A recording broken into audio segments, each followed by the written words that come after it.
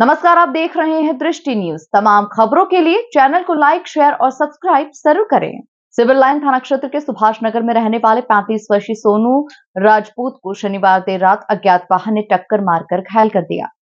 आसपास मौजूद लोगों और परिचितों ने उन्हें जिला अस्पताल में भर्ती कराया, जहां ट्रॉमा सेंटर में उनका इलाज चल रहा है। उनकी मां गुड्डीबाई ने बताया कि मेहनत मजदूरी कर घर का गुजारा करने वाले सोनू को कल रात अज्ञात वाहन ने टक्कर मार दी थी। उनका पैर फ्रैक्चर हुआ है, अन्य जगह भी चोट आई है। क्या नाम है आपका? गुड्डी राज। कहाँ रहती? सागर पुलिया। ये कौन है, कहाँ रहते? लड़का। क्या नाम है? नाम क्या है? सोनू। क्या हुआ है? गाड़ी वालों मारेगा। कब की बात है? रात के याद 12 बजे। क्या करते हैं? कुछ नहीं, ऐसी खुली माइट। आपको कैसे मालूम चला? दूसरे आए थे, मतलब दूसरे ने कोई ने फोन लगा तो गई भर्ती करके गए। तो कहाँ चोट आई? पैर में लग गई। चेहरा वगैरह नहीं लगी?